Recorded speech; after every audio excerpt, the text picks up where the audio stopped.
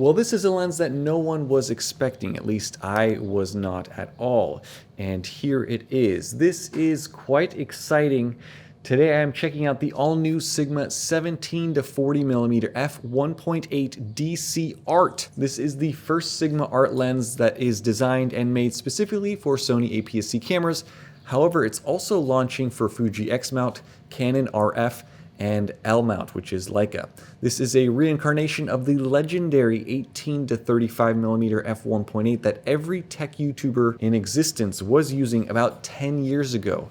And I have to say, from using this one, I am in love. This might be the biggest lens release of the year, and this will undoubtedly disrupt the APS-C lens landscape and breathe new life into it at the same time as well. So let's begin. First up, this lens is a step up in build quality over every other APS-C lens out there. The only lenses that rival this one in terms of build are the Viltrox Pro APS-C line, the 27mm and the 75mm. It takes all of 1 minute to realize that this is a special lens. The way that it feels, the fact that all of the zooming is controlled by a perfectly weighted grippy zoom ring and it's done all internally. There's nothing like this for Sony APS-C, and I can only hope that there will be more of this in the future. Weight is a modest 525 grams. It feels like a nice balance between the premium feel of metal and polycarbonate construction without being overly heavy as many of these f1.8 zoom lenses are. If you've ever handled a Sigma Art lens, it feels just like it. The design is a nice mix of textures and finishes, and it's an interesting lens to look at and handle. Going back to the Sigma 18 to 50 feels like a significant step backward, and I've never thought that the f2.8 Sigma was a cheap feeling lens. Overall length is 4.6 inches, which makes it about a centimeter longer than the 18 to 50 fully extended. The size is nearly identical to a standard 24 to 70 full frame f2.8 lens, but instead of that 24 to 70, you are getting a 25.5 to 60mm equivalent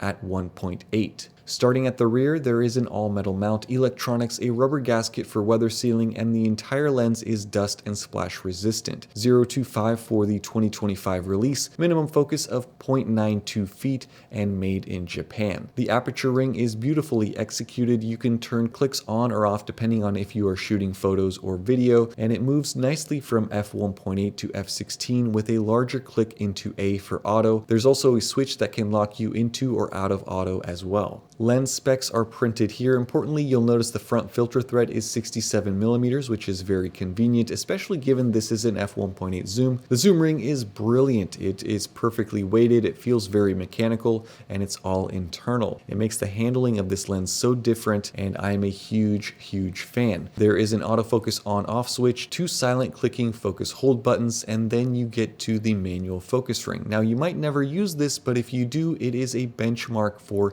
electronic manual focus rings. Perfectly weighted, super smooth, great grip, tight tolerances. It's a step above nearly every other APS-C lens out there. And I've said before that Sigma Art lenses are better built, more premium feeling than Sony G Masters, and I stand by this with this lens. Around the front is a modest front element, no text or specs here, just nice and clean. Inside there are a whopping 17 elements in 11 groups, and 8 of them are advanced elements, so you know Sigma isn't joking around. An 11 rounded blade diaphragm for the bokeh performance, and autofocus is handled by Sigma's HLA or high response linear actuator, which means it has high speed silent autofocus. The speed is measured by Sigma as under 0.2 seconds both on the wide and the telephoto end. So if at this point you aren't sold on this lens, well then I guess we should take a look at some performance. All of these samples are taken with my Sony a6700, straight out of the camera, JPEGs, unedited. The only thing that I did was I ran the portraits through Rebloom, which is an instant photo retouching tool. It doesn't affect the sharpness or the details in the photo, it just uses some fancy AI to remove temporary blemishes. So let's see how this lens did. Ready, set, go.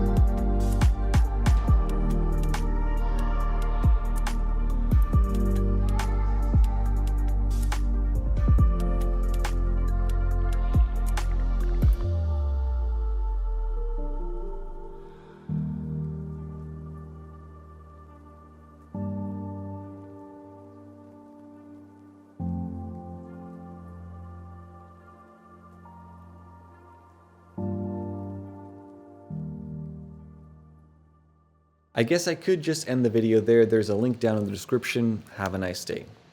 All jokes aside, this is one excellent lens. I haven't reviewed a bad Sigma lens in years. It's been 5 years or more.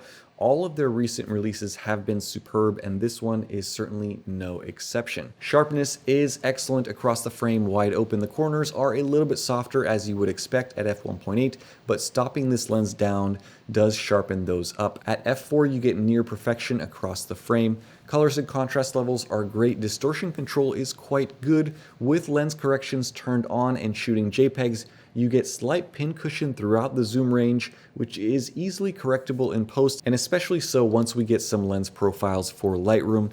But I think that Sigma is still tweaking these right now, so we should see this refined as we get firmware updates for this lens into the future. I did a quick comparison to the Sigma 18-50, and I'll do a dedicated video soon, but the few shots that I took, I found the 17-40mm to be sharper wide open than the Sigma 18-50, which is incredible here in this first shot. And moving beyond portraits, it's more of the same. The corners and the edges look very sharp, even wide open compared to the 18-50. Stop down to f2.8, the edge-to-edge sharpness is, in short, as good as or better than most prime lenses. Even looking at bokeh performance on the wide end, you get a lot more of it at f1.8 versus f2.8. This is one full stop of additional light compared to all the other f2.8 zooms out there, which is a huge, huge deal. Vignetting performance is surprisingly solid. Flare performance on the wide end is great. As you zoom in, the elements start to get a little bigger and eye-catching. Contrast levels, however, remain excellent. Any loss that you're seeing here is a limitation of my 1/8000 max shutter speed. Chromatic aberration control is also very, very good. This is rivaling or bettering the majority of prime f1.8 lenses out there. Loca, however, or longitudinal chromatic aberration, is an issue, especially wide open. You'll see a bit of fringing, purple or green on out of focus high contrast areas. The Loca is one of 3 problems that I see with this lens. The second problem is some ghosting wide open, especially against some bright lights. You'll see some ghosting artifacts that do affect contrast levels in a portion of the frame. The third performance issue that I noticed was up close macro, if you want to call it that, high contrast areas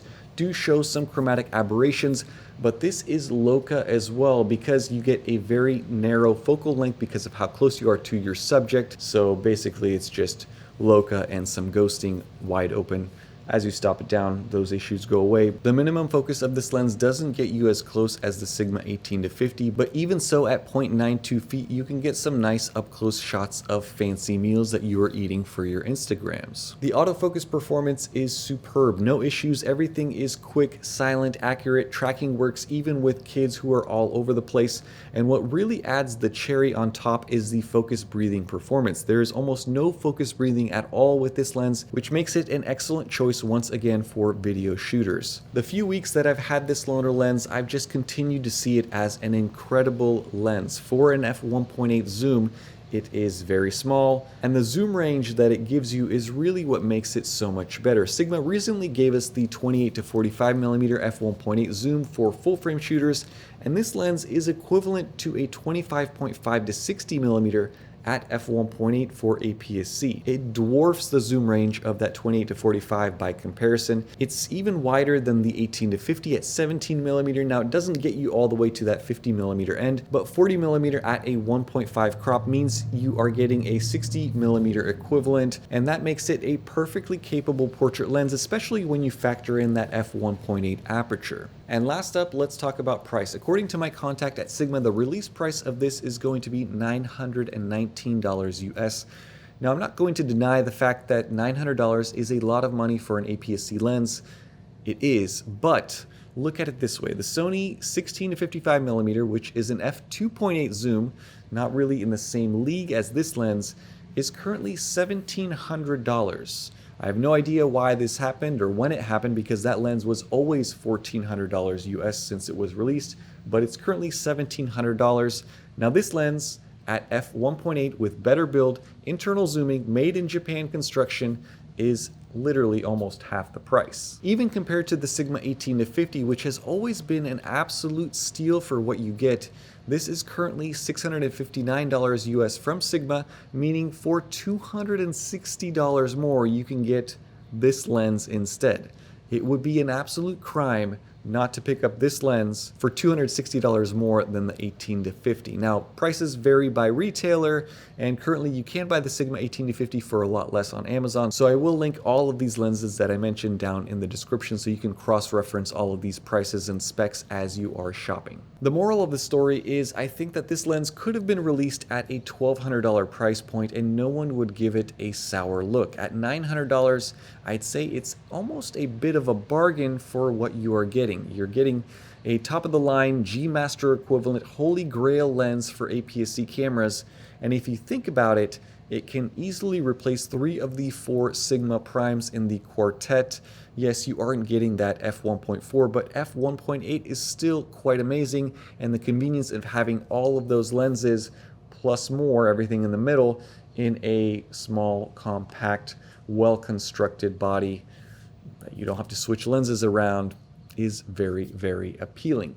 I'm getting one of these. I'm excited. This is a very good day to be a Sony APS-C connoisseur. But let me know what you guys think down in the comments section below. If you have any questions or have any other video ideas for this lens while I have it, leave those down below as well. I'll have links again to everything I discussed down in the comments and in the description, so check those out for pricing and pre-order info. I have no idea when this thing is going to start shipping, but hopefully very, very soon so that you guys can get your hands on one of these. Thank you so much for watching. Stay tuned for more. Have a nice day. Bye-bye.